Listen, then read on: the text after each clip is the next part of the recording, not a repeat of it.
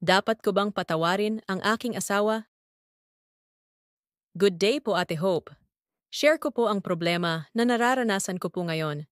I'm Chloe, 40 years old, may asawa at may 3 anak. 37 years old naman po ang aking asawa sa ngayon. Bayuda po ako ng 6 na taon at may isang anak na lalaki nung makilala ko po ang asawa ko sa ngayon. Tinuring po niya at minahal niya po na parang tunay na anak ang aking anak sa namatay ko pong unang asawa. Larawan po kami ng isang masayang pamilya. Napakasipag po at mapagmahal ang aking asawa at good provider po sa aming pamilya. 13 taon na po kaming kasal sa ngayon. Akala ko po okay na ang lahat. Naging mabuti akong ina at asawa. Pero niloko pa rin niya ako. Akala ko po di niya magagawa sa akin yon. Sobra po ang tiwala ko sa kanya kaya di ko ugaling makialam ng CP niya. Until last year po, month of Nov, ay nagtaka na lang po ako na bigla na lang ayaw niya ipahawak sa akin ang CP niya at lagi niya po itong dala. Samantalang dati ratin man ay iniiwan niya.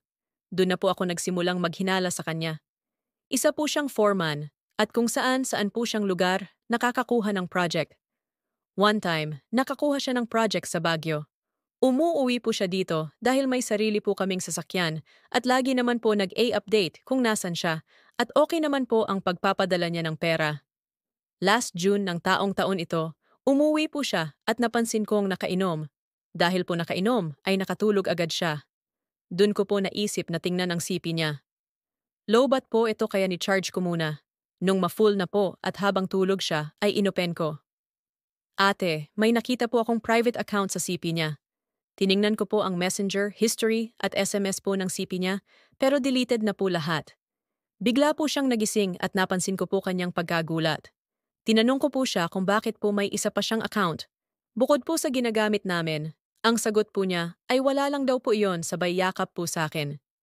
Lalong tumindi ang aking paghihinala. Nagdasal po ako kay Lord.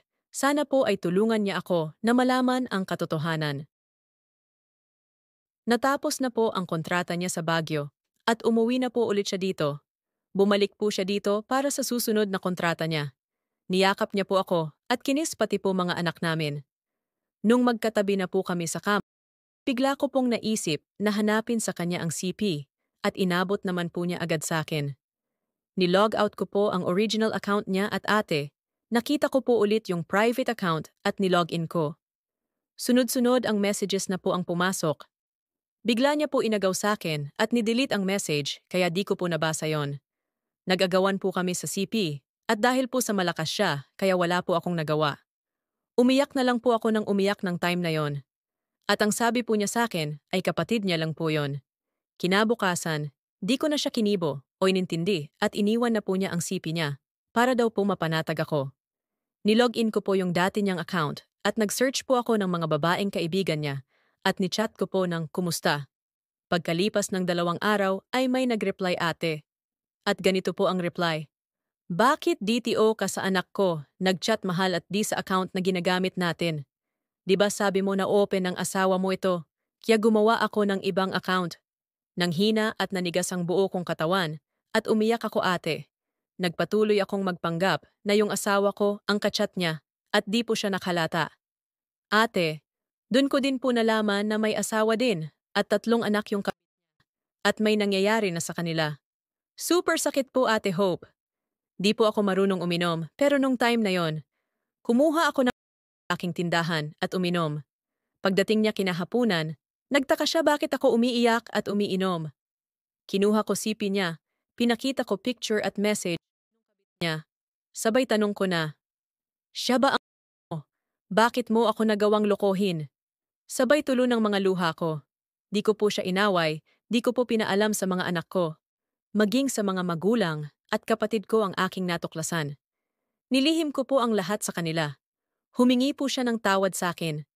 Lumuhod siya at umiyak sa harap ko. Pero di ko po napatawad. Pinapalayas ko po siya, pero di po siya umalis.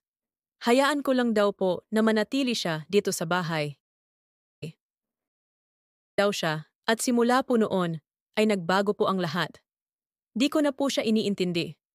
Nagpanggap po kaming okay sa harap ng pamilya ko. Araw-araw na lang ako umiiyak ng palihim. Napakahirap po Ate Hope. Taga Manila po ang kapit niya. Nakilala po niya sa Baguio. Inalam ko po yung lahat-lahat tungkol sa babae. Pinuntahan ko po sa palengke at tindera po siya ng isda doon. Nagulat yung babae nang makita ako dahil kilala na pala niya ako. Dahil ini-stalk niya ako sa FB. Di ko po siya iniskandalo o pinahiya. Humingi po siya ng sorry sa akin. Sorry daw po sa nagawa niya. Ang sagot ko po ay, ngayon pa na nasira na ang pamilya namin. Sinabi ko din po na kung gustuhin ko na ipakulong sila ay kaya ko dahil kasal kami at may ebidensya ako. Sa ngayon Ate Hope ay humihingi pa din ng tawad ang aking asawa pero di ko mapatawad. 1 taon na pala niya akong niloloko. Sumulat po ang aking asawa sa akin kahit na magkasama kami sa bahay at nagsabing patawarin ko daw po siya at sana po maibalik daw ang tiwala ko at masaya naming pagsasama. Niya ay nagchat-chat pa din po sa akin at patuloy na humihingi ng tawad. Sabi ko sa aking sarili na di ko deserve ang lahat ng sakit na naramdaman ko dahil naging mabuti akong ina at asawa. Dapat ko po ba siya patawarin? O bigyan ng second chance? Di na siya gumagamit ng CP kit na binibigay ko naman ang CP niya dahil katwiran ko, kahit anong pigil ko kung gagawa ay gagawa ulit. Sana po mabigyan ako ng advice kung ano po ang dapat kong gawin. Hanggang sa ngayon po ay walang nakakaalam ng lahat. Hirap na po ako. Namayat na po ako dahil di makakain ng maayos at di makatulog. Marami po nakpansin sa pamamayat ko. Mula po noon, nag-ayos ako ng aking sarili para ipamukha sa kanya na ako ang sinayang niya. Isang matino at mabuting asawa. Nagpa-sexy po ako na lubos niyang pinagtaka. Siguro daw po may iba na rin ako. Kaya nagpapaganda. Ang sagot ko po sa kanya ay, "Wag mo ako itulad sa'yo na di makontento sa asawa.